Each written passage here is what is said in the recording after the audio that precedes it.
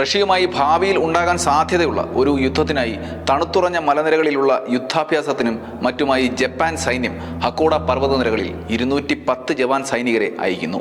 മഞ്ഞുമൂടിയ പർവ്വതനിരകളിൽ ഒരു പരിചയസമ്പത്തും ഇല്ലാത്ത ജപ്പാൻ സൈനികർ വഴിതെറ്റി പർവ്വതങ്ങൾക്കിടയിൽ കുടുങ്ങിപ്പോയി. ഭക്ഷണമില്ലാതെ, അവശ്യ വസ്ത്രങ്ങൾ പോലുമില്ലാതെ അവരിൽ ഓരോരുത്തരും നേരിട്ടത് സമാനതകളില്ലാത്ത ദുരന്തം തന്നെയായിരുന്നു. സൈനികരുടെ പരിശീലനത്തിനിടയിൽ സൈനികർ നേരിട്ട ലോകം അന്നുവരെ കാണാത്ത ദുരന്തം അന്ന് ഹക്കോഡ പർവ്വതനിരയിൽ നടക്കുന്നു. ആ 210 സൈനികരിൽ ആർക്കാണ് ജീവൻ നിലനിർത്താൻ കഴിഞ്ഞത്? എത്ര പേർക്കാണ് ജീവൻ നഷ്ടപ്പെട്ടത്? രക്ഷപ്പെടാനായി അവർ കണ്ടെത്തിയ മാർഗങ്ങൾ എന്തൊക്കെയാണ്? അവരിൽ ആരായിരുന്നു ഈ ദുരന്തത്തിന്റെ ഉത്തരവാദി? ഇതിന്റെയൊക്കെ ഉത്തരം നമുക്ക് ഈ വീഡിയോയിലൂടെ നോക്കാം. I am Balu Padippurayil. Welcome to unheard stories.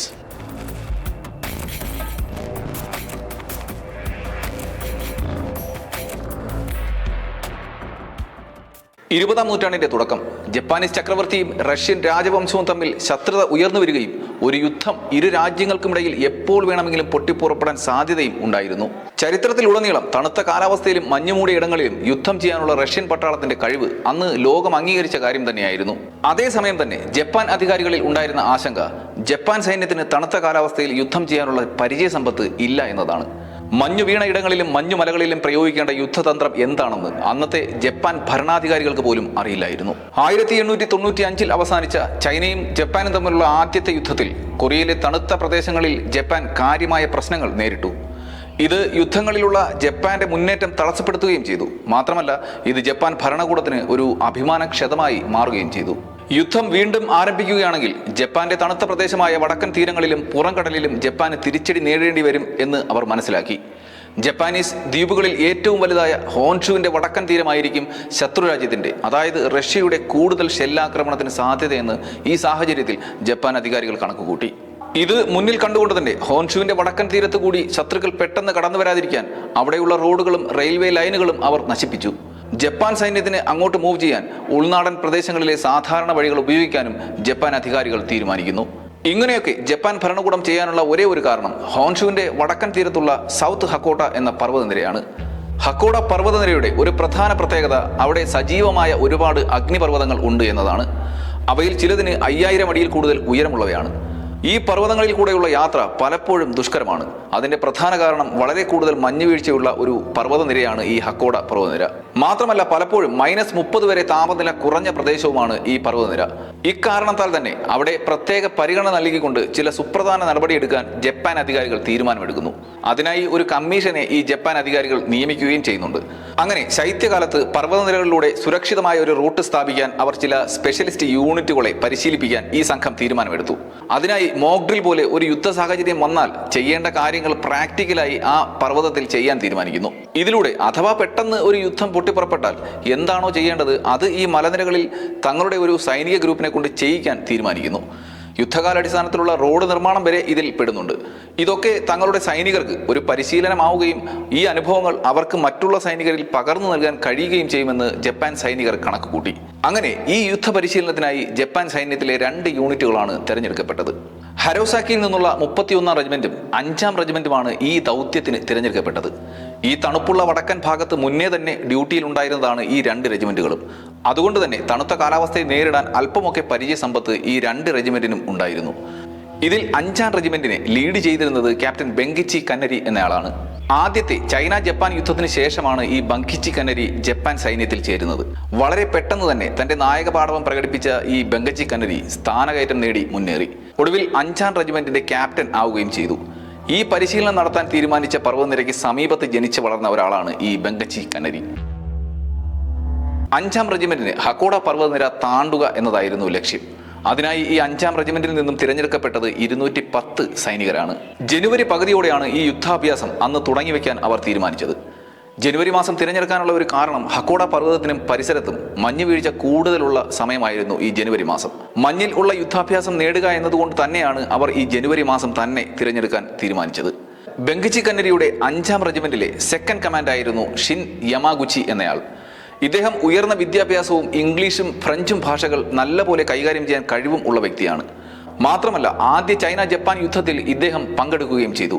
ഇതേ യുദ്ധത്തിലെ ഇദ്ദേഹത്തിന്റെ മികച്ച പാഠവുമാണ് ഇന്ന് മേജറായുള്ള സ്ഥാനക്കയറ്റം ഉണ്ടാകാൻ കാരണം. മാത്രമല്ല ജപ്പാൻ സൈന്യത്തിൽ ജോലിക്ക് കയറുന്നതിന് മുൻപ് ഹക്കോഡ പർവ്വതനിരകളിലെ കൽക്കരി ഖനികളിൽ ജോലി ചെയ്തിരുന്നയാളാണ് ഈ ഷിൻ യമാഗുച്ചി. അതുകൊണ്ട് അദ്ദേഹത്തിന് ഈ പർവ്വതനിരകളെപ്പറ്റി ഒരുവിധമൊക്കെ ധാരണയും ഉണ്ടായിരുന്നു. ഈ പരിചയസമ്പത്ത് ഉള്ളത് കൊണ്ട് തന്നെ ഈ ഓപ്പറേഷനിൽ ബങ്കിച്ചിയെ പിന്തള്ളി 5ാം റെജിമെന്റിനെ നയിക്കാനും റൂട്ട് തയ്യാറാക്കാനും ഒക്കെയുള്ള അധികാരം ജപ്പാൻ അധികാരികൾ ഈ യമാഗുച്ചിക്ക് നൽകുന്നു. പോകുന്ന വഴികളിൽ ക്യാമ്പ് ചെയ്യാനുള്ള സ്ഥാനനിർണ്ണയം നടത്താനുള്ള ഉത്തരവാദിത്വവും ഈ ഷിൻ യമാഗുച്ചി സ്വയം ഏറ്റെടുത്തു. ഇതോടെ യമാഗുച്ചി പ്രധാന ക്യാപ്റ്റൻ ആവുകയും ബങ്കിച്ചി കെന്നരി സെക്കൻഡ് കമാൻഡായി കൂടെ പോകാൻ നിർദ്ദേശിക്കപ്പെടുകയും ചെയ്യുന്നു. എന്തായാലും ജനുവരി 23 രാവിലെ 7 മണിക്ക് മുൻപ് തന്നെ യമാഗുച്ചിയുടെ നേതൃത്വത്തിൽ ഹക്കോഡ പർവ്വതനിര താണ്ടിയുള്ള ഈ യുദ്ധാഭ്യാസത്തിന് തുടക്കം കുറിച്ചു. ഈ റെജിമെന്റിലുള്ള സൈനികർ ഹക്കോഡ പർവ്വതത്തിന് അരികിൽ ക്യാമ്പ് ചെയ്ത് ഡ്യൂട്ടികളൊക്കെ ചെയ്തിട്ടുള്ളവരാണ്. എന്നാലും അവർക്ക് ഈ മലകയറ്റത്തിലോ മഞ്ഞുമൂടിയ പ്രദേശങ്ങളിലോ യാത്ര ചെയ്ത് ഒരു മുൻപരിചയവും ഇല്ലാത്തവരായിരുന്നു. അവരിൽ ചിലർ ഇതിനു മുൻപ് മഞ്ഞ് എന്താണെന്ന് പോലും കണ്ടിട്ടില്ലാത്തവരായിരുന്നു. കാരണം ഈ റെജിമെന്റിൽ ഉള്ളവരിൽ പലരും ഹക്കോഡ പർവ്വതനിര നിലനിൽക്കുന്ന വടക്കൻ പ്രദേശത്ത് നിന്നുള്ളവർ ആയിരുന്നില്ല. ഇതായിരുന്നു അവർ ആ യാത്രയിൽ നേരിടേണ്ട ആദ്യത്തെ പ്രശ്നം. യാത്രയുടെ തുടക്കത്തിൽ ഇതേ പ്രദേശത്തുള്ള ഗ്രാമീണരിൽ ചിലരെ ഗൈഡായി യാത്രയിൽ കൂടെ കൂട്ടാൻ അധികാരികൾ ഒരു ആലോചനയുണ്ടായിരുന്നു. പക്ഷേ തൻ്റെ അനുഭവ സമ്പത്തും മാപ്പും കോമ്പസും കൊണ്ട് മാത്രം ഈ അഭ്യാസം പൂർത്തിയാക്കാൻ കഴിയുമെന്ന ആത്മവിശ്വാസം ഈ മേജർ ഷിൻ യമാഗുച്ചിക്ക് ഉണ്ടായിരുന്നു. അതുകൊണ്ട് തന്നെ അവസാന നിമിഷം ഒരു ഗൈഡിന്റെ സഹായം അദ്ദേഹം വേണ്ടെന്ന് വെച്ചു. ആദ്യ ദിവസം അവർക്ക് ഒമൗറിയിൽ നിന്നും ഏകദേശം 11 മൈൽ അകലെയുള്ള ഹോട്ട് സ്പ്രിംഗ് വരെ പോയാൽ മതിയായിരുന്നു. ഹോട്ട് സ്പ്രിംഗ് എന്ന് പറഞ്ഞാൽ ഈ ലാവ സാന്നിധ്യമുള്ള പർവ്വത പ്രദേശങ്ങളിൽ ഈ ലാവയുടെ ചൂട് കാരണം നല്ല ചൂട് വെള്ളം കിട്ടുന്ന നദിയോ തടാകമോ ഒക്കെ ആകാം. അങ്ങനെയുള്ള സ്ഥലങ്ങളെ ഇൻഡിക്കേറ്റ് ചെയ്യാൻ പറയുന്ന വാക്കാണ് ഹോട്ട് സ്പ്രിംഗ് എന്നത്. നമ്മുടെ ഇന്ത്യയിലും ഇതുപോലെ ഹോട്ട് സ്പ്രിംഗ് കാശ്മീർ, ഹിമാചൽ, ഉത്തരാഖണ്ഡ് പ്രദേശങ്ങളിൽ കാണപ്പെടുന്നുണ്ട്. അങ്ങനെ ഷിൻ യമാഗുച്ചിക്കും സംഘത്തിനും ആദ്യ ദിവസം യാത്ര ചെയ്ത് എത്തിപ്പെടേണ്ട സ്ഥലമായിരുന്നു 11 മൈൽ ദൂരെയുള്ള ഈ ഹോട്ട് സ്പ്രിംഗ്. അവിടെ എത്താനായി അവർക്ക് മുന്നിലുണ്ടായിരുന്ന ആദ്യത്തെ വെല്ലുവിളി 2400 അടി ഉയരമുള്ള ഒരു മഞ്ഞുമല കയറി ഇറങ്ങുക എന്നതാണ്. അങ്ങനെ മുന്നോട്ട് നടന്നു തുടങ്ങിയ അവർക്ക് ഈ പർവ്വതത്തിന്റെ അരികിലുള്ള മഞ്ഞുള്ള പ്രദേശത്ത് എത്തും വരെ പ്രത്യേകിച്ച് ബുദ്ധിമുട്ടുകൾ ഒന്നും തന്നെ ഉണ്ടായിരുന്നില്ല. മലകയറ്റം തുടങ്ങി ഒരു 1/2 മൈൽ നീങ്ങിയപ്പോൾ തന്നെ അന്തരീക്ഷത്തിന്റെ താപനില കുറഞ്ഞു വരികയും വളരെ കനത്തിൽ വീണുകിടക്കുന്ന മഞ്ഞിലൂടെ നടക്കാൻ ബുദ്ധിമുട്ട് അനുഭവപ്പെടുകയും ചെയ്തു. ഉറഞ്ഞ ഐസാണെങ്കിൽ നടക്കുന്നതിന് അത്ര ബുദ്ധിമുട്ടൊന്നും ഉണ്ടാകാറില്ല. പക്ഷെ ഉറയ്ക്കാത്ത മഞ്ഞാണെങ്കിൽ കാൽ താഴ്ന്നു പോകും. മുട്ടിന് മുകളിൽ വരെ താഴ്ന്നു പോകുന്ന മഞ്ഞിൽ കൂടെ നടക്കുക എന്നത് വളരെ ശ്രമകരമായ കാര്യം തന്നെയാണ്. അതാണ് ഇപ്പോൾ മേജർ ഷിൻ യമാഗുച്ചിയുടെ സംഘം നേരിടുന്ന ബുദ്ധിമുട്ടും. മാത്രമല്ല ഇവർ മഞ്ഞിലൂടെ വലിച്ചു നീക്കാൻ പറ്റുന്ന ഒരു സ്ലൈഡറിൽ അവരുടെ ആഹാരം പാകം ചെയ്യേണ്ട പാത്രങ്ങളും സ്റ്റൗവും പിന്നെ കുറച്ച് മഞ്ഞ് നീക്കം ചെയ്യാനുള്ള ഉപകരണങ്ങളും ഒക്കെ കെട്ടിവെച്ച് കൂടെ വലിച്ചുകൊണ്ടാണ് പോയിക്കൊണ്ടിരിക്കുന്നത്. ഈ സ്ലൈഡർ ഇങ്ങനെ ആഴമുള്ള മഞ്ഞിലൂടെ വലിച്ചുകൊണ്ടു പോകുന്നത് പതിയെ ഒരു ബുദ്ധിമുട്ടായി അവർക്ക് മാറാൻ തുടങ്ങി. ഈ സ്ലൈഡർ അവർ പരസ്പരം ഓരോ ടീമുകളായി മാറിയാണ് തള്ളിയും വലിച്ചും കൂടെ കൊണ്ടുപോയിക്കൊണ്ടിരിക്കുന്നത്. സൈനികർ അങ്ങനെ സാവധാനം മുന്നോട്ട് നീങ്ങിക്കൊണ്ടിരിക്കുമ്പോൾ ഈ ഭാഗികമായി തണുത്തുറഞ്ഞ മഞ്ഞിലൂടെയുള്ള യാത്ര വളരെ ദുസ്സഹമായി തുടങ്ങി.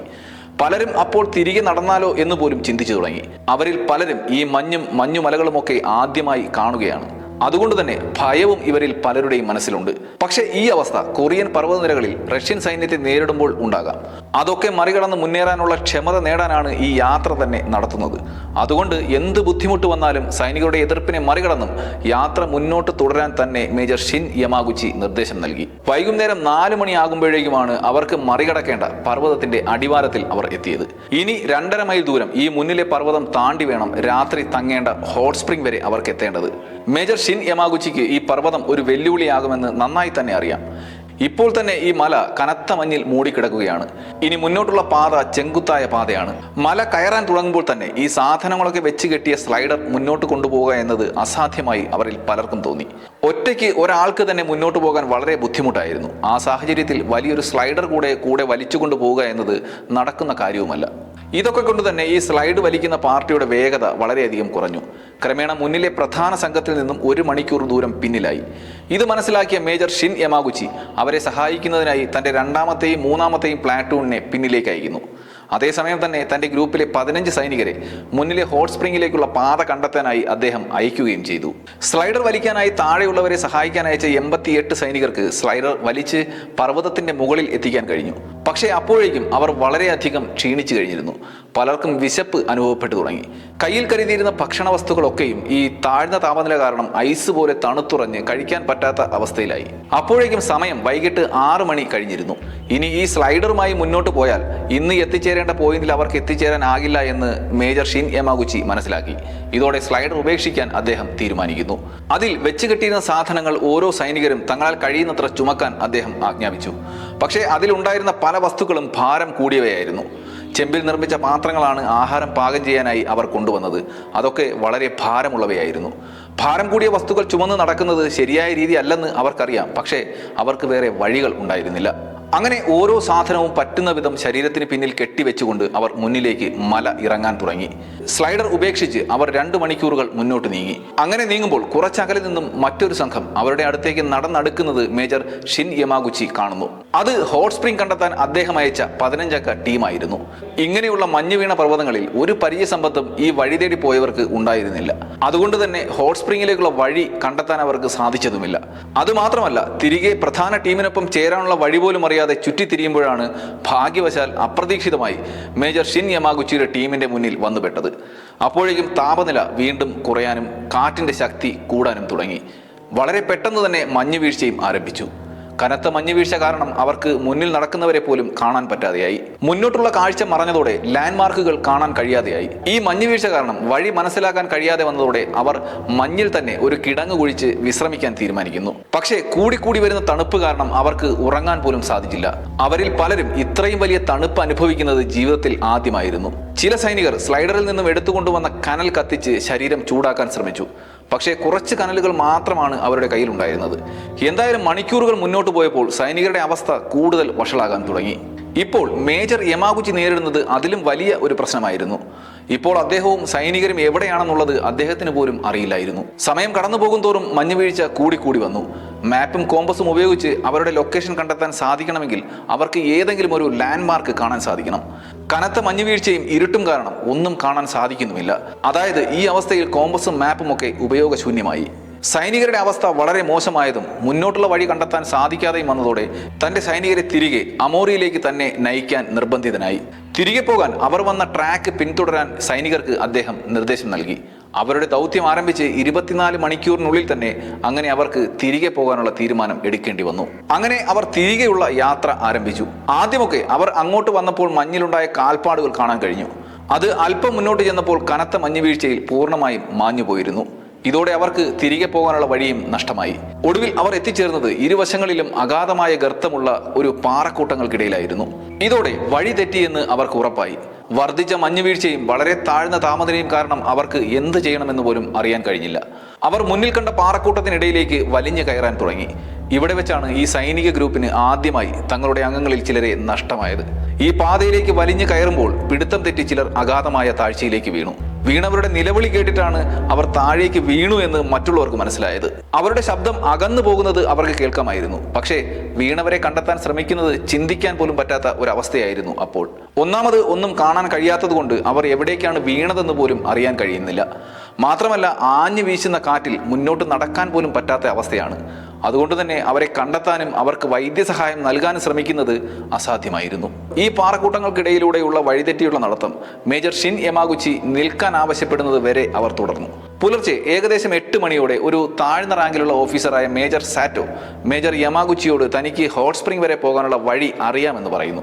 ഇതോടെ തന്റെ സൈന്യത്തെ തിരികെ ഹോട്ട് സ്പ്രിംഗ് ലക്ഷ്യമാക്കി കൊണ്ടുപോകാൻ യമാഗുച്ചി തീരുമാനിക്കുകയും സാറ്റോയ്ക്ക് താൽക്കാലികമായി ടീമിനെ നയിക്കാനുള്ള നിർദ്ദേശം യമാഗുച്ചി നൽകുകയും ചെയ്തു. സാറ്റോ അവരെ ശരിയായ ദിക്കിലേക്ക് നയിക്കുമെന്ന് അവർ കരുതി. അങ്ങനെ സാറ്റോയുടെ നേതൃത്വത്തിൽ മുന്നോട്ട് നീങ്ങാൻ തുടങ്ങിയ സൈന്യം ചെന്നെത്തിയത് ഒരു കുത്തിയൊഴുകുന്ന നദിക്കരയിലായിരുന്നു. മുന്നോട്ട് വഴികളൊന്നും തന്നെ കാണാനില്ല. ഇതോടെ സാറ്റോ നയിച്ചത് തെറ്റായ ദിശയിലേക്കാണെന്ന് സൈനികർക്ക് മനസ്സിലായി. തങ്ങൾ ഇത്രയും നേരം നടന്നത് വീണ്ടും തെറ്റായ ദിശയിലേക്കാണെന്ന് അവർ മനസ്സിലാക്കി. ഇതോടെ സൈനികർക്കിടയിൽ അഭിപ്രായ വ്യത്യാസങ്ങൾ ഉണ്ടാകുന്നതിനും ചെറിയ കലഹം ആരംഭിക്കാനും തുടങ്ങി. അവരിൽ ചിലർ ആരുടെയും വാക്ക് കേൾക്കാതെ നദി മുറിച്ചു കടന്ന് മുന്നോട്ട് പോകാൻ തീരുമാനിക്കുന്നു. അങ്ങനെ നദി മുറിച്ചു കടക്കാൻ ശ്രമിച്ചവരിൽ മുന്നിലുണ്ടായിരുന്ന 2 പേർ ഈ കുതിച്ചൊഴുകുന്ന നദിയിൽ വീണ് കാണാതാകുന്നു. ഈ കാഴ്ച പല സൈനികരെയും മാനസികമായി വളരെയധികം തകർത്തു. ക്ഷീണവും വിശപ്പും അവരെ അലട്ടുന്നുണ്ട്. മാത്രമല്ല തണുത്തുറഞ്ഞ കാലാവസ്ഥ അവരെ കൂടുതൽ ബാധിക്കാനും തുടങ്ങി. കഴിഞ്ഞ ദിവസം രാത്രി പാറയിൽ നിന്നും താഴേക്ക് വീണവരുടെ നിലവിളി അവർ കേട്ടിരുന്നു. ഇപ്പോൾ കൺമുന്നിൽ നദിയിൽ 2 പേരെ കൂടി നഷ്ടമായിരിക്കുന്നു. മാത്രമല്ല ഈ സാറ്റോ കാരണം തിരികെ നടന്ന അവർക്ക് വീണ്ടും വഴിതെറ്റി ഉണ്ടായിരുന്ന പ്രതീക്ഷയും നഷ്ടമായി. തിരികെ അവർ ഇറങ്ങി വന്ന മലയിലേക്ക് വീണ്ടും കയറേണ്ടി വരുമെന്ന് അവർക്ക് നന്നായി തന്നെ അറിയാം. ഈ മല കയറുമ്പോൾ കൂടുതൽ ആളുകൾ താഴേക്ക് വീണ് മരണപ്പെടാനും സാധ്യതയുണ്ട്. ഇതൊക്കെ സൈനികരിൽ പരിഭ്രാന്തി പടർത്തി. ഇതോടെ യമാഗുച്ചി സൈനികരെ ശാന്തരാക്കാൻ ശ്രമിച്ചു. മാത്രമല്ല ഒരിക്കൽ കൂടി പിന്നോട്ട് പോവുകയല്ലാതെ വേറെ മാർഗമില്ലെന്ന് അവരെ പറഞ്ഞു മനസ്സിലാക്കി. ശേഷം അവർ വീണ്ടും ഈ മല കയറാൻ തുടങ്ങി. ഇത്തവണയും പാറകൾക്ക് മുകളിൽ കയറുമ്പോൾ അവരിൽ ചിലർ താഴേക്ക് പിടിവിട്ട് വീണിരുന്നു. താഴെ വീഴാതെ രക്ഷപ്പെട്ടവർ മുകളിലെത്തിയ ശേഷം അവർ അന്ന് രാത്രി ക്യാമ്പ് ചെയ്യാനുള്ള ഒരു ഇടം തേടാൻ തുടങ്ങി. ക്യാമ്പ് നിർമ്മിക്കാനായി കുഴി കുഴിക്കാനുള്ള ഉപകരണങ്ങൾ ചുമന്നു വന്നവരിൽ പലരും ഒന്നാമത്തെയോ രണ്ടാമത്തെയോ മലകയറ്റത്തിൽ താഴേക്ക് വീണ് കാണാതെയാകുകയോ മരണപ്പെടുകയോ ചെയ്തു. അല്പം മുന്നോട്ട് നീങ്ങിയ യമാഗുച്ചി ക്യാമ്പ് ചെയ്യാൻ പറ്റിയത് എന്ന് തോന്നിയ ഒരിടം കണ്ടുപിടിച്ചു. അതൊരു മലഞ്ചരിവായിരുന്നു. മറ്റുള്ള ഇടങ്ങളെ അപേക്ഷിച്ച് അവിടേക്കുള്ള മഞ്ഞ് വീഴ്ച കുറവായതുകൊണ്ടാണ് ഈ യമാഗുച്ചി അവിടെ ക്യാമ്പ് ചെയ്യാം എന്ന് തീരുമാനിച്ചത്. അവിടെ മഞ്ഞ് കുറവാണ്, എങ്കിലും തണുപ്പിന് ഒരു കുറവും ഉണ്ടായിരുന്നില്ല. പർവ്വതനിരകളിലെ അവരുടെ ആ രാത്രി പക്ഷേ ജപ്പാൻ അന്ന് വരെ കണ്ടതിൽ വെച്ച് ഏറ്റവും തണുപ്പ് കൂടിയ രാത്രിയായിരുന്നു. -41 വരെ താഴ്ന്ന താപനിലയാണ് അന്ന് സൈനികർ തമ്പടിച്ച ഹക്കോഡ പർവ്വതനിരകളിൽ ഉണ്ടായിരുന്നത്. തണുപ്പിനെ പ്രതിരോധിക്കാൻ മതിയായ ഒരു ഷെൽട്ടർ ഇല്ലാത്ത കാരണത്താൽ അന്ന് രാത്രി തണുത്ത് മരവിച്ചത് 40ഓളം സൈനികരായിരുന്നു. അങ്ങനെ ജനുവരി 25 പുലർച്ചെ അവശേഷിച്ച സൈനികരുമായി യമാഗുച്ചി തിരികെ പോകാനുള്ള വഴി തിരയാൻ ആരംഭിച്ചു. അപ്പോഴും മഞ്ഞ് വീഴ്ചയ്ക്ക് ഒരു കുറവും ഉണ്ടായിരുന്നില്ല. യമാഗുച്ചിയുടെ കയ്യിലുണ്ടായിരുന്ന കോമ്പസും മാപ്പും ഒന്നും ഒരു പ്രയോജനവും ഉണ്ടായില്ല. യമാഗുച്ചിക്ക് അവർ എവിടെയെന്നുള്ളത് പോലും അറിയില്ലായിരുന്നു. യമാഗുച്ചിക്ക് താൻ പോകുന്ന ദിശ ശരിയാണെന്ന ധാരണയുണ്ടായിരുന്നു. പക്ഷേ അതൊരു ധാരണ മാത്രമാണ്, അല്ലാതെ ഉറപ്പിച്ചു പറയാൻ അദ്ദേഹത്തിന് കഴിയുകയുമില്ല. അവർ നടക്കുന്ന വഴികളിൽ ഓരോരുത്തരും ക്ഷീണം കാരണം തളർന്നു വീഴാൻ സാധ്യതയുണ്ടെന്ന് അവരുടെ അവസ്ഥ കണ്ട യമാഗുച്ചിക്ക് തോന്നി. ഈ നടത്തം ഒരു ഭാഗ്യപരീക്ഷണം മാത്രമാണെന്ന് യമാഗുച്ചിക്ക് നന്നായി അറിയാം. ഓരോ മഞ്ഞുമലയും കയറുമ്പോൾ അതാകും അവസാന മല എന്ന് അവർക്ക് തോന്നും. പക്ഷേ മുകളിൽ കയറിക്കഴിഞ്ഞ് വീണ്ടും മുന്നിൽ മറ്റൊരു മല പ്രത്യക്ഷപ്പെടും. എല്ലാ നദികളും അവർക്ക് ഒരുപോലെ തോന്നി. ഇടയ്ക്കിടെ കാണുന്ന മരങ്ങൾ പോലും മുൻപ് കണ്ടതുപോലെയാണ് അവർക്ക് തോന്നിയത്. യമാഗുച്ചി തൻ്റെ കയ്യിലുള്ള കോമ്പസും മാപ്പും ഉപയോഗിച്ച് തങ്ങൾ എവിടെയെന്ന് നോക്കാൻ പരിശ്രമം നടത്തി. പക്ഷേ അദ്ദേഹത്തിന് അതും സാധിച്ചില്ല. ഈ യാത്ര തുടങ്ങുമ്പോൾ ഹക്കോഡ പർവ്വതനിരകളെപ്പറ്റി വ്യക്തമായി അറിയാവുന്ന അവിടെയുള്ള ഗ്രാമവാസികളെ കൂടെ കൂട്ടാനുള്ള തീരുമാനം നിരസിച്ചത് 100% തെറ്റായി പോയി എന്ന് യമാഗുച്ചി തിരിച്ചറിഞ്ഞു. ഒരു പക്ഷേ അവരെ കൂടെ കൂട്ടിയിരുന്നെങ്കിൽ ഇപ്പോൾ താനും ടീമും ഹോട്ട് സ്പ്രിങ്ങിലായിരുന്നേനെ എന്ന് അദ്ദേഹം മനസ്സിൽ കരുതി. ഇനി അതൊന്നും ആലോചിച്ചിരുന്നിട്ട് ഒരു കാര്യവുമില്ല. തൻ്റെ സൈന്യത്തെ എങ്ങനെയെങ്കിലും തിരികെ കൊണ്ടുപോകാൻ എന്ത് ചെയ്യണമെന്നുള്ള ചിന്തയിൽ മുന്നോട്ട് നീങ്ങിക്കൊണ്ടിരുന്നു. ഈ സൈനികരിലെ പലർക്കും അപ്പോഴേക്കും ഹൈപ്പോതെർമിയ ബാധിച്ചു തുടങ്ങി. ഹൈപ്പോതെർമിയ എന്ന് വെച്ചാൽ തണുത്ത പ്രദേശങ്ങളിൽ വെച്ച് ശരീരത്തിനും മനസ്സിനും ബാധിക്കുന്ന ചില പ്രശ്നങ്ങളാണ്. ഇതിന്റെ ഏറ്റവും അപകടകരമായ പ്രശ്നമാണ് മെമ്മറി ലോസ് ആകുക എന്നത്. ഒരു ബോധവുമില്ലാതെ ആകെ ആശയക്കുഴപ്പം ഉണ്ടാകുന്ന പെരുമാറ്റം അവരിൽ നിന്നുണ്ടാകും. ഇവിടെ സൈനികരിൽ ഹൈപ്പോതെർമിയ പിടിപെട്ടതോടെ അവർ വസ്ത്രങ്ങൾ ഊരിയെറിയാൻ തുടങ്ങി. അതിയായ തണുപ്പുള്ള കാലാവസ്ഥയിൽ ശരീരം ചുട്ടുപൊള്ളുന്ന ചൂടാണെന്ന് അവർക്ക് തോന്നി തുടങ്ങി. ചിലർ അവരുടെ വസ്ത്രങ്ങൾ ഊരിക്കളഞ്ഞ് അടുത്തുള്ള നദിയിലേക്ക് എടുത്തു ചാടി. കുത്തിയൊഴുകുന്ന നദിയിൽ ചാടിയവർ ഒരു നിമിഷം കൊണ്ട് ഒഴുക്കിൽ പാറകളിൽ ചെന്നിടിച്ച് മരണപ്പെട്ടു. ഇതൊക്കെ ഈ തണുപ്പ് മൂലം അവരിലുണ്ടായ ഹൈപ്പോതെർമിയ കാരണം സംഭവിച്ചതാണ്. ഔമോറിയിലേക്ക് തിരികെ പോകാനുള്ള വഴി കണ്ടെത്താൻ അറിയാവുന്ന എല്ലാ രീതികളും ശ്രമിച്ച് പരാജയപ്പെട്ട യമാഗുച്ചി സൈനികരോട് തനിക്ക് എത്ര ശ്രമിച്ചിട്ടും തിരികെ പോകാനുള്ള വഴി കണ്ടെത്താൻ കഴിയുന്നില്ല എന്ന സത്യം അറിയിക്കാൻ തീരുമാനിക്കുന്നു. എല്ലാവരെയും വിളിച്ചു ചേർത്ത് യമാഗുച്ചി തനിക്ക് തിരികെ ഔമോറിയിലേക്ക് പോകാനുള്ള വഴി കണ്ടെത്താൻ സാധിക്കുന്നില്ല എന്ന സത്യം അറിയിച്ചു. ഒരു റെജിമെന്റിനെ നയിക്കേണ്ട ആൾ തന്നെ തോൽവി സമ്മതിച്ചത് സൈനികരിൽ വലിയ ഞെട്ടലാണ് ഉണ്ടാക്കിയത്. എന്തായാലും സൈനികർ ഇതോടെ പല പല ദിക്കുകളിലായി അവരവരുടെ തീരുമാനങ്ങളിലൂടെ ഔമോറിയിലേക്ക് പോകാനുള്ള വഴി തേടാൻ തുടങ്ങി. ഇതോടെ ഈ സൈനിക സംഘം പല പല ഗ്രൂപ്പുകളായി പിരിഞ്ഞുപോയി. ഈ സൈനികരിൽ ചിലർ ദൂരെ കണ്ട മരങ്ങൾക്കിടയിലേക്ക് നീങ്ങി. അവർ അവിടെ പോയി തടികൾ വെട്ടി ചങ്ങാടം നിർമ്മിച്ച് നദിയിലൂടെ തങ്ങളുടെ വീട്ടിൽ പോകും എന്നൊക്കെ വലിയ വായിൽ ആക്രോശിച്ചുകൊണ്ടാണ് പോകുന്നത്. മറ്റു ചിലർ മലഞ്ചെരുവിലേക്ക് പോകാൻ തീരുമാനിക്കുന്നു. അതുവഴി പോയാൽ ഔമോറിയിലെത്താൻ സാധിക്കുമെന്ന് അവർ കരുതി. തങ്ങളെ ഇതുവരെ നയിച്ചവരേക്കാൾ നന്നായി ഔമോറിയിലേക്ക് പോകാനുള്ള വഴി കണ്ടെത്താൻ തങ്ങൾക്കാകുമെന്ന് കരുതി പല ഗ്രൂപ്പുകളായി പിരിഞ്ഞു. അവർ അവരവർക്ക് ശരിയെന്ന് തോന്നുന്ന ദിക്കുകളിലേക്ക് നീങ്ങി തുടങ്ങി. ഇതിനിടെ തന്നെ ഹൈപ്പോതെർമിയയും മറ്റും കാരണം 30-ൽ പരം സൈനികർ മരിച്ചു കഴിഞ്ഞിരുന്നു. ഇതെല്ലാം നടക്കുമ്പോൾ മറ്റ് ക്യാപ്റ്റന്മാരിൽ ഒരാളായ ക്യാപ്റ്റൻ ഖുറൈസി എന്നു പേരുള്ള ഒരാൾ മറ്റുള്ളവരിൽ നിന്നും വ്യത്യസ്തമായി വളരെ ശാന്തമായി കാണപ്പെട്ടു. അയാൾ കൂട്ടത്തിലുണ്ടായിരുന്ന ആരോഗ്യമുള്ള ഓഫീസർമാരെ കൂട്ടിച്ചേർത്തു. മാത്രമല്ല ഔമോറിയിലേക്ക് പോകാനുള്ള വഴി കണ്ടെത്താനായി കൂടെ കൂടാൻ താല്പര്യമുള്ള കുറച്ച് സൈനികരെയും ഈ ക്യാപ്റ്റൻ കൂടെ കൂട്ടി. ഈ തണുത്ത സാഹചര്യത്തെ അതിജീവിക്കാനും നടക്കാനും ശേഷിയുള്ള ആരോഗ്യമുണ്ടെന്ന് തോന്നിയ സൈനികരെയാണ് അദ്ദേഹം കൂടെ കൂട്ടിയത്. ക്യാപ്റ്റൻ യമാഗുച്ചിക്ക് കണ്ടെത്താൻ ആകാത്ത ഔമോറിയിലേക്കുള്ള വഴി കണ്ടെത്താൻ തനിക്ക് കഴിയുമെന്ന് ഖുറൈസിക്ക് ആത്മവിശ്വാസമുണ്ടായിരുന്നു. ഈ ആത്മവിശ്വാസം പ്രകടമാക്കി കൂട്ടത്തിലുള്ളവരുടെ വിശ്വാസം നേടിയെടുക്കാനും അദ്ദേഹത്തിന് സാധിച്ചു. അങ്ങനെ 15 ഓഫീസർമാരും ഒരു പ്ലാറ്റൂണോളം വരുന്ന സൈനികരും ഖുറൈസിയുടെ നേതൃത്വത്തിൽ ഔമോറിയിലേക്ക് പോകാൻ അവർക്ക് ശരിയെന്ന് തോന്നിയ ദിക്ക് ലക്ഷ്യമാക്കി നീങ്ങി. അങ്ങനെ അവർ മുന്നോട്ട് നീങ്ങുകയാണ്. മുന്നോട്ട് നടന്നുകൊണ്ടിരിക്കുമ്പോൾ മുന്നിലുണ്ടായിരുന്ന ഒരു സൈനികൻ ദൂരെ ഒരാൾ നിൽക്കുന്നത് കണ്ടു. അത് കണ്ട സൈനികൻ അത് തങ്ങളെ അന്വേഷിച്ചു വന്ന റെസ്ക്യൂ ടീമാണെന്ന് ഉറക്കെ വിളിച്ചു പറഞ്ഞു. ഇത് കേട്ട സൈനികർ വളരെ ആവേശത്തിലായി. അവർ ഉറക്കെ വിളിച്ചു കൂവാനും ആക്രോശിക്കാനും തുടങ്ങി. അങ്ങനെ അങ്ങോട്ടേക്ക് അവർ പാഞ്ഞെടുത്തപ്പോഴാണ് അതൊരു ഉണങ്ങിയ മരത്തടി മാത്രമാണെന്ന് അവർക്ക് മനസ്സിലായത്. തണുപ്പും ക്ഷീണവും ഒക്കെ കാരണം അവരുടെ തോന്നൽ മാത്രമായിരുന്നു അവർ അവിടെ കണ്ടത്. ഇതോടെ അവർ പ്രതീക്ഷ കൈവിട്ടതുപോലെ ഉറക്കെ നിലവിളിക്കാൻ തുടങ്ങി. പക്ഷേ ക്യാപ്റ്റൻ ഖുറൈസി അവരെ ആശ്വസിപ്പിച്ചു. പ്രതീക്ഷ കൈവിടരുതെന്നും മുന്നോട്ട് സധൈര്യം നീങ്ങുകയാണ് വേണ്ടതെന്നും ഒക്കെ പറഞ്ഞുകൊണ്ട് അവരിൽ വീണ്ടും ആത്മവിശ്വാസം നിറച്ചു. ശേഷം ഒരു വിഗിൽ കയ്യിലുണ്ടായിരുന്ന സൈനികനോട് ഉറക്കെ കാഹളം മുഴക്കാൻ പറഞ്ഞു. സൈനികൻ ഇടയ്ക്കിടെ തന്റെ വിഗിൽ ഉറക്കെ ഊതാൻ തുടങ്ങി. അടുത്ത പ്രദേശത്ത് ആരെങ്കിലും ഉണ്ടെങ്കിൽ അവരുടെ സാന്നിധ്യം അറിയിക്കുന്നതിനാണ് ഖുറൈസി അത് ചെയ്യിക്കുന്നത്. മുന്നോട്ട് സാവധാനം നീങ്ങുന്നതിനിടയിൽ ക്യാപ്റ്റൻ ഖുറൈസി ശാരീരികക്ഷമതയുള്ള 2 സൈനികരെ മുന്നോട്ടയച്ചു. അവർക്ക് മുന്നോട്ടുള്ള വഴി ശരിയാണോ എന്ന് പോയി നോക്കുക മാത്രമായിരുന്നു ജോലി. ഈ പോയ 2 സൈനികരും രാവിലെ 11:30 ആയപ്പോൾ തിരികെ വന്നു. അവർക്ക് പറയാനുണ്ടായിരുന്നത് സന്തോഷ വാർത്ത തന്നെയായിരുന്നു. അവർ അമോറിയിലേക്കുള്ള വഴി കണ്ടെത്തിയിരിക്കുന്നു. അത് അവർക്ക് 100% ഉറപ്പുമായിരുന്നു. അങ്ങനെ അവർ വീണ്ടും മുന്നിൽ കണ്ട മഞ്ഞു മൂടിയ മലയിലേക്ക് നീങ്ങി. അത് അമോറിയിലേക്കുള്ള ശരിയായ പാത തന്നെയായിരുന്നു. അതുകൊണ്ട് തന്നെ ക്ഷീണം മറന്ന് അവർ മുന്നോട്ട് നീങ്ങി. വഴി കണ്ടുപിടിച്ച 2 പേരും മുന്നിലാണ് നടന്നിരുന്നത്. ഇവർ 2 പേരും ഈ മല കയറുന്നതിനിടയിൽ തണുപ്പ് സഹിക്കവയ്യാതെ വീണുപോയി. അവരെ ജീവിതത്തിലേക്ക് കൊണ്ടുവരാൻ കൂട്ടത്തിലുണ്ടായിരുന്ന പലരും ശ്രമിച്ചു. അവരുടെ ശരീരം ചൂടാക്കാനുള്ള ശ്രമം നടത്തി. പക്ഷേ ഈ 2 പേരും ഏതാണ്ട് ഒരേ സമയം തന്നെ മരണപ്പെടുകയും ചെയ്തു. വീണ്ടും മുന്നോട്ട് നീങ്ങവേ ഈ വിഗിൽ ഊതിക്കൊണ്ടിരുന്ന സൈനികനും മരണപ്പെട്ടു. അയാൾ മരിച്ചു വീഴുമ്പോൾ പോലും മരവിച്ച ചുണ്ടിൽ വിഗിൽ ചേർത്ത് പിടിച്ചിരുന്നു. അവർക്ക് ഇതൊന്നും കണ്ട് തകർന്നു പോകാൻ പറ്റില്ല. അവർ വീണ്ടും മുന്നോട്ട് തന്നെ നീങ്ങി. പക്ഷേ ഇതേ സമയം ഈ ക്യാപ്റ്റൻ ഖുറൈസി മാത്രമായിരുന്നില്ല അമോറിയിലേക്കുള്ള വഴി കണ്ടെത്തിയത്. അതെ, നമുക്ക് യമാഗുച്ചിയുടെ ഗ്രൂപ്പിൽ എന്താണ് സംഭവിച്ചത് എന്ന് നോക്കാം. ഈ പരാജയം സംബന്ധിച്ച ക്യാപ്റ്റൻ യമാഗുച്ചിയുടെ കൂടെയായിരുന്നു ക്യാപ്റ്റൻ ബങ്കിച്ചിയും ഉണ്ടായിരുന്നത്. അദ്ദേഹം നയിച്ച കുറച്ച് സൈനികരടങ്ങുന്ന സംഘവും ഒരുമിച്ച് നിന്നുകൊണ്ട് അമോറിയിലേക്കുള്ള വഴി തിരയാനുള്ള ശ്രമം തുടങ്ങി മുന്നോട്ട് നീങ്ങിയിരുന്നു. മുന്നോട്ട് നീങ്ങുമ്പോൾ കാലാവസ്ഥ അല്പം തെളിഞ്ഞു വരാൻ തുടങ്ങി. പക്ഷേ തണുപ്പിന് ഒരു ശമനവുമില്ല. അവരിൽ ചിലർ ചൂട് കിട്ടാനായി കയ്യിലുള്ള വസ്തുക്കൾ കത്തിച്ചു. അതായിരുന്നു ചൂട് നേടാനുള്ള ഒരേ ഒരു വഴി. പക്ഷേ എല്ലാവർക്കും ചൂട് നൽകാൻ പറ്റുന്നത്ര വസ്തുക്കൾ അവരുടെ കയ്യിൽ ഉണ്ടായിരുന്നില്ല. ജനുവരി 26 അന്ന് നേരം വെളുത്തപ്പോൾ ഈ യുദ്ധാഭ്യാസത്തിന് പോയ 210 സൈനികരിൽ ജീവനോടെ ബാക്കി ഉണ്ടായിരുന്നത് വെറും 60 പേർ മാത്രമായിരുന്നു. തലേന്ന് രാത്രി ഈ ക്യാപ്റ്റൻ യമാഗുച്ചിയും ബോധരഹിതനായി വീണു കഴിഞ്ഞിരുന്നു. അദ്ദേഹത്തെ ചുമന്നുകൊണ്ട് മുന്നോട്ട് പോകാനായി കൂട്ടത്തിലുള്ള സൈനികരോട് ക്യാപ്റ്റൻ ബെങ്കിച്ചി പറയുന്നു. ശേഷം ക്യാപ്റ്റൻ ബെങ്കിച്ചിയും കുറച്ചുപേരും മുന്നോട്ട് നടന്ന് മുന്നിലുള്ള മലയ്ക്ക് മുകളിൽ പോയി മുന്നോട്ടുള്ള വഴി നോക്കാനുള്ള ശ്രമം നടത്തി. തിരികെ വന്ന ക്യാപ്റ്റൻ ബെങ്കിച്ചി ഇപ്പോൾ കൂട്ടത്തിലുള്ള എല്ലാവരും ക്ഷീണിതരാണെന്നും അവർക്ക് വിശ്രമം ആവശ്യമാണെന്നും മനസ്സിലാക്കി. ഒരുമിച്ച് ഒരു പകൽ മുഴുവൻ തണുപ്പിൽ നടന്ന് ക്ഷീണിച്ച അവർ ഒരുമിച്ച് ഒരിടത്ത് കൂട്ടം കൂടിയിരുന്ന് തമ്മിൽ ചൂട് പകർന്നു. പക്ഷേ അടുത്ത ദിവസം രാവിലെ അവരിൽ പകുതി പേർ മാത്രമാണ് ജീവനോടെ ഉണ്ടായിരുന്നത്. എങ്കിലും ക്യാപ്റ്റൻ ബങ്കിച്ചി അടുത്ത ദിവസം രാവിലെ തന്നെ ജീവനോടെ ഉള്ളവരെ വിളിച്ചുണർത്തി മുന്നോട്ട് നടക്കാൻ തുടങ്ങി. അങ്ങനെ മുന്നോട്ട് പോയിക്കൊണ്ടിരിക്കുമ്പോഴാണ് നമ്മുടെ ഖുറൈസിയുടെ ടീമും ബങ്കിച്ചിയുടെ ടീമും തമ്മിൽ അപ്രതീക്ഷിതമായി കണ്ടുമുട്ടുന്നത്. ഇരു ടീമുകളും ഒന്നിച്ചുകൂടി രക്ഷപ്പെടാനുള്ള വഴികൾ ചർച്ച ചെയ്തു. പക്ഷേ അവർക്കിടയിൽ അപ്പോഴും പല പല അഭിപ്രായങ്ങളാണ് ഉണ്ടായത്.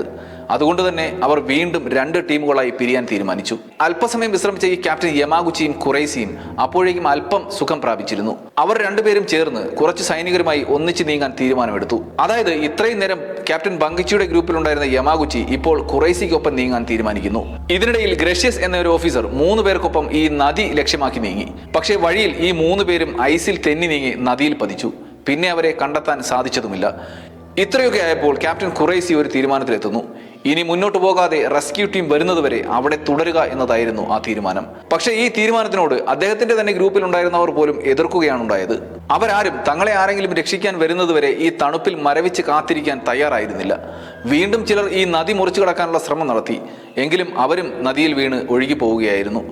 നദി മുറിച്ചു കടന്നാൽ അമോറിയിൽ എത്താൻ പറ്റുമെന്ന് ഈ മേജർ സാറ്റോയ്ക്കും തോന്നി. ഈ സാറ്റോയാണ് മുന്നേ വഴി അറിയാമെന്ന് പറഞ്ഞ് സൈന്യത്തെ തിരികെ നടത്തിച്ചത്. ഇയാളും ഈ നദി മുറിച്ചു കടക്കാനുള്ള ശ്രമത്തിൽ നദിയിൽ വീണ് മരണമടഞ്ഞു. ഈ ഖുറൈസിയുടെയും യമാഗുച്ചിയുടെയും സംഘത്തിൽ ഇതൊക്കെ സംഭവിക്കുമ്പോൾ തന്നെ ഖുറൈസി തന്റെ സംഘത്തെ അവിടെ തന്നെ കാത്തിരിക്കാൻ നിയോഗിച്ചപ്പോൾ ക്യാപ്റ്റൻ ബങ്കിച്ചി ചിന്തിച്ചത് നേരെ മറിച്ചായിരുന്നു. ക്യാപ്റ്റൻ ബങ്കിച്ചി മുന്നോട്ട് നീങ്ങാൻ തന്നെയാണ് തീരുമാനിച്ചത്. അങ്ങനെ ബങ്കിച്ചി നയിച്ച സംഘം സാവധാനം മലകൾ കടന്ന് മുന്നോട്ട് നീങ്ങിക്കൊണ്ടിരുന്നു. ക്യാപ്റ്റൻ ബങ്കിച്ചിയുടെ സംഘം ശരിയായ ദിശയിലേക്ക് തന്നെയായിരുന്നു നീങ്ങിയത്. പക്ഷേ ഈ സംഘത്തിലുള്ള സൈനികരും ക്യാപ്റ്റൻ ബങ്കിച്ചിയും വളരെയധികം തളർന്ന് അവശനായി കഴിഞ്ഞിരുന്നു. ഹക്കോട്ട പർവ്വതത്തിലെ മഞ്ഞുമലകൾക്കിടയിൽ നിന്നുള്ള രക്ഷ മുന്നിൽ തന്നെ ഉണ്ടെങ്കിലും അപ്പോഴും അക്കൂട്ടത്തിൽ പലരും ഏത് നിമിഷവും കാലിടറി വീഴും എന്ന അവസ്ഥയിലായിരുന്നു. ഓരോ സ്റ്റെപ്പും അവർ മുന്നോട്ട് വെക്കുന്നത് വളരെ കഷ്ടപ്പെട്ട് തന്നെയായിരുന്നു. അവർക്കിടയിൽ പലരും തളർന്ന് മഞ്ഞിൽ വീണുകൊണ്ടിരുന്നു. കുറച്ചെങ്കിലും ആരോഗ്യമുള്ളവർ മുന്നോട്ട് നീങ്ങിക്കൊണ്ടുവരുന്നു. അങ്ങനെ ആരോഗ്യമുള്ളവർ നടന്നും ഇല്ലാത്തവർ തളർന്നു വീണും മുന്നോട്ട് പോയ സംഘത്തിൽ അവസാനം ശേഷിച്ചത് വെറും 2 പേർ മാത്രമായിരുന്നു. അതിലൊന്ന് ക്യാപ്റ്റൻ ബങ്കിച്ചിയായിരുന്നു. രണ്ടാമത്തെയാൾ ഒരു ഓഫീസറായ കോർപ്പറൽ ഗോട്ടോയും. നടന്നു മുന്നോട്ട് പോകുമ്പോൾ അവർ ദൂരെയായി ഒരു ഗ്രാമം കണ്ടു. ആദ്യം അതൊരു തോന്നലാണെന്നാണ് അവർ കരുതിയത്. പക്ഷേ അവരുടെ തോന്നലായിരുന്നില്ല അത്. അമോറയുടെ തന്നെ പ്രാന്തപ്രദേശത്തുള്ള ഒരു ഗ്രാമമായ തമോജിനോ എന്ന ഗ്രാമമായിരുന്നു അത് ഒരു ഗ്രാമമാണെന്ന് മനസ്സിലാക്കി കഴിഞ്ഞപ്പോഴേക്കും ക്യാപ്റ്റൻ ബങ്കിച്ചിയും തളർന്നു വീണ് കഴിഞ്ഞിരുന്നു. അവിടെ കിടന്നുകൊണ്ട് അദ്ദേഹം കോർപ്പലിനെ നോക്കി ഗ്രാമത്തിലെത്തി അടുത്തുള്ള സൈനിക ക്യാമ്പുമായി ബന്ധപ്പെടാനും പിറകിലുള്ള സൈനികരുടെ അവസ്ഥ അവരെ അറിയിക്കാനും നിർദ്ദേശം നൽകി. ക്യാപ്റ്റൻ ബങ്കിച്ചിയുടെ അവസാനത്തെ വാക്കുകളായിരുന്നു അത്. അവിടെ നിന്നും കോർപ്പറൽ ഗ്രാമം ലക്ഷ്യമാക്കി മുന്നോട്ട് നീങ്ങിയ കോർപ്പറലിനെ പിന്നീട് മണിക്കൂറുകൾക്ക് ശേഷം രക്ഷാപ്രവർത്തകർ മഞ്ഞിൽ അനങ്ങാതെ ഉറച്ചുപോയ നിലയിൽ കണ്ടെത്തി. മുന്നോട്ട് നീങ്ങിയ കോർപ്പലിന്റെ ഊർജം പൂർണ്ണമായും ഇല്ലാതെയായിരുന്നു. ഈ രക്ഷാപ്രവർത്തകർ കോർപ്പലിനെ കണ്ടെത്തുമ്പോൾ അല്പം ജീവൻ അദ്ദേഹത്തിന് ബാക്കിയുണ്ടായിരുന്നു. പക്ഷേ ശരീരം മഞ്ഞിൽ ഉറഞ്ഞ അവസ്ഥയിൽ നിൽക്കുകയായിരുന്നു ഈ കോർപ്പറൽ. മഞ്ഞിൽ നിന്നും ഉയർന്നു വന്ന ഒരു പ്രതിമ പോലെ തോന്നി എന്നാണ് കോർപ്പറലിനെ കണ്ട രക്ഷാപ്രവർത്തകർ വിശേഷിപ്പിച്ചത്. കോർപ്പറലിനെ കണ്ടെത്തിയപ്പോൾ തന്നെ ഈ 5ാം റെജിമെന്റിന് സംഭവിച്ചത് എത്ര ഭീകരമായ അപകടമാണെന്ന് റെസ്ക്യൂ പാർട്ടിക്ക് മനസ്സിലായി. ഇനി ഇവരെ കാണാതെ ആയതോടെ താഴെ ബേസ് ക്യാമ്പിൽ എന്താണ് സംഭവിച്ചെന്ന് നോക്കാം. 5ാം റെജിമെന്റിനെ പറ്റി ഇതിനകം തന്നെ ആശങ്കകൾ പരന്നിരുന്നു. ജനുവരി 24-ന് തിരികെ വരേണ്ടിരുന്ന ടീമാണ്. പക്ഷേ മോശം കാലാവസ്ഥ കാരണം വൈകുമെന്ന് കരുതി 25-ന് അവർക്കായി ഭക്ഷണം വരെ തയ്യാറാക്കി കാത്തിരിക്കുകയാണ് ബേസ് ക്യാമ്പിൽ. ജനുവരി 25-ന് രാത്രി 10 മണി കഴിഞ്ഞിട്ടും പോയ സൈനികരെ പറ്റി ഒരു വിവരവും ലഭിക്കാതെ വന്നപ്പോഴാണ് പോയവർക്ക് എന്തോ അപകടം സംഭവിച്ചതായി ജപ്പാൻ അധികാരികൾക്ക് തോന്നിയതും രക്ഷാദൗത്യം ഔദ്യോഗികമായി ആരംഭിച്ചതും. ഔമോരി റെജിമെന്റിന്റെ ബാക്കി ഭാഗവും ഹിരോസാക്കി റെജിമെന്റും ഉൾപ്പെട്ട 10,000-ത്തിലധികം സൈനികർ ഉടൻ തന്നെ രക്ഷാപ്രവർത്തനം തുടങ്ങി. അവർ വഴിതെറ്റിപ്പോകാൻ സാധ്യതയുള്ള പ്രദേശങ്ങൾ കണക്കാക്കി സൈന്യം തിരച്ചിൽ തുടങ്ങി. 30 പേർ നിരന്ന് നടന്നുകൊണ്ടാണ് തിരച്ചിൽ തുടങ്ങിയത്. അവർ മഞ്ഞിൽ കുത്തി നിർത്തിയിരിക്കുന്ന ഓരോ കമ്പ് മൂരി അവിടെ ആരെയെങ്കിലും കുഴിച്ചിട്ടതാണോ എന്ന് പരിശോധന നടത്തി മുന്നോട്ട് പോയി. ദിവസവും 6 മണിക്കൂർ നേരം ഇതേപോലെ തന്നെ തിരഞ്ഞുകൊണ്ട് രക്ഷാദൗത്യം മുന്നോട്ട് നീങ്ങി. പക്ഷേ ആരെയും കണ്ടെത്താൻ അവർക്ക് സാധിച്ചില്ല. ഒടുവിൽ ഈ പർവ്വത പ്രദേശത്ത് തന്നെയുള്ള ഗോത്രസംഘത്തിലെ ആൾക്കാർ ഈ സൈനികരെ തിരയാനായി നൽകിയ ഒരു നായ ചില സൈനികരെ കണ്ടെത്തി. പക്ഷേ അവർക്കാർക്കും അപ്പോൾ ജീവൻ ഉണ്ടായിരുന്നില്ല. ഇതിനിടയിൽ പല ശവശരീരങ്ങളും നദിയിൽ കൂടി ഒഴുകുന്നത് അവർ കണ്ടെത്തി. ഇതോടെ ബോഡി ഒഴുകിപ്പോകാതിരിക്കാൻ അവർ നദിക്ക് കുറുകെ ഒരു തടയണ നിർമ്മിച്ചു. തിരച്ചിൽ ആരംഭിച്ച് 2 ദിവസത്തിന് ശേഷം ക്യാപ്റ്റൻ ഖുറൈസിയെ പാറക്കെട്ടുകൾക്കിടയിലെ ഒരു ഗുഹയിൽ നിന്നും ജീവനോടെ കണ്ടെത്തുന്നു.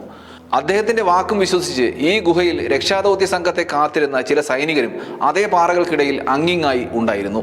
ഇക്കൂട്ടത്തിൽ ക്യാപ്റ്റൻ യമാഗുച്ചിയും ജീവനോടെ ഉണ്ടായിരുന്നു. ഹോസ്പിറ്റലിൽ എത്തിച്ച യമാഗുച്ചി പക്ഷേ ഫെബ്രുവരി 2-ന് മരണമടഞ്ഞു. ഹൃദയസ്തംഭനമാണ് മരണകാരണമെന്ന് ഔദ്യോഗികമായി രേഖപ്പെടുത്തിയിട്ടുമുണ്ട്. ഈ ദുരന്തത്തിന്റെ പ്രധാന കാരണക്കാരൻ എന്ന നാണക്കേട് താങ്ങാൻ കഴിയാതെയാണ് യമാഗുച്ചി ഹൃദയം പൊട്ടി മരിച്ചതെന്ന് പറയപ്പെടുന്നു. അടുത്ത ദിവസമാണ് ക്യാപ്റ്റൻ ബങ്കിച്ചിയുടെ മൃതദേഹം കണ്ടെടുക്കുന്നത്. അദ്ദേഹം തിരഞ്ഞെടുത്ത വഴി ശരിയായിരുന്നു. ഒരു ഗ്രാമത്തിൽ നിന്നും ഏതാനും മൈലുകൾ മാത്രം ദൂരത്തിലാണ് ക്യാപ്റ്റൻ ബങ്കിച്ചിയുടെ മൃതദേഹം കണ്ടെടുത്തത്. ബങ്കിച്ചി കടന്നു വന്ന വഴിയിൽ അങ്ങിങ്ങായി രക്ഷാദൗത്യം കണ്ടെടുത്തത് 36 മൃതദേഹങ്ങളായിരുന്നു. ഇതൊക്കെ കഴിഞ്ഞ് ജനുവരി 31-ന് ഇതേ പർവ്വതത്തിൽ കൽക്കരി ഖനനം നടത്താൻ കെട്ടിയിട്ടിരുന്ന ഒരു കുടിലിൽ നിന്നും 17 പേരെ ജീവനോടെ കണ്ടെത്തി. പക്ഷേ അവരെ രക്ഷപ്പെടുത്തി കൊണ്ടുവരുന്ന വഴിയിൽ വെച്ച് തന്നെ അതിൽ 16 പേരും മരണപ്പെട്ടു. ഒരാൾ മാത്രമാണ് അക്കൂട്ടത്തിൽ ജീവനോടെ രക്ഷപ്പെട്ടത്. ഈ കുടിലിന് അധികം ദൂരെ അല്ലാതെ തന്നെ ഡസൻ കണക്കിന് മരണപ്പെട്ട സൈനികരുടെ മൃതദേഹങ്ങളാണ് പിന്നീട് കണ്ടെടുത്തത്. ഒടുവിൽ ഈ യുദ്ധാഭ്യാസത്തിൽ പങ്കെടുത്ത 210 പേരിൽ 11 പേർ മാത്രമാണ് ജീവനോടെ രക്ഷപ്പെട്ടത്. ഈ രക്ഷപ്പെട്ട 11 പേരുടെയും ആരോഗ്യാവസ്ഥ അത്ര നല്ലതായിരുന്നില്ല.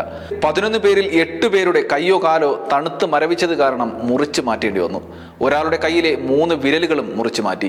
ഈ ദുരന്തം നടന്ന് ഒരാഴ്ചയ്ക്ക് ശേഷം ജപ്പാൻ സർക്കാർ ഈ ദുരന്തം നടക്കാൻ സാധ്യതയൊരുക്കിയ കാരണങ്ങളെപ്പറ്റി ഒരു അന്വേഷണം നടത്തി. അങ്ങനെ നടത്തിയ അന്വേഷണത്തിൽ ഈ ദുരന്തം നടക്കാൻ കാരണമായി കണക്കാക്കുന്ന പ്രധാന കാരണം ജനുവരി 25-ന് ജപ്പാനിൽ അന്ന് വരെ രേഖപ്പെടുത്തിയതിൽ വെച്ച് ഏറ്റവും താഴ്ന്ന താപനില ആയിരുന്നു എന്നതാണ്.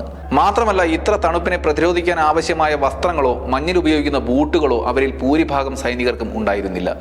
പ്രത്യേകിച്ച് ഈ സൈനിക ഗ്രൂപ്പിൽ ഉദ്യോഗസ്ഥർക്ക് മാത്രമാണ് നല്ല വസ്ത്രങ്ങളും ബൂട്ടുകളും ഉണ്ടായിരുന്നത്. സാധാരണ സൈനികർക്ക് മതിയായ വസ്ത്രങ്ങൾ പോലും ഉണ്ടായിരുന്നില്ല. ഈ കൂട്ടത്തിലുള്ള ചില സൈനികർ പോകുന്നതിന് മുൻപ് നല്ല ബൂട്ടുകളും കോട്ടും ഒക്കെ വാങ്ങിയിരുന്നു. ഇവരെയൊക്കെ തന്നെ ജീവനോടെയാണ് കണ്ടെത്തിയതും. ക്യാപ്റ്റൻ ഖുറൈസി പോകുന്നതിന് 1 വർഷം മുൻപ് ടോക്കിയോയിൽ നിന്നും ഒരു റബ്ബർ ബൂട്ട് വാങ്ങിയിരുന്നു.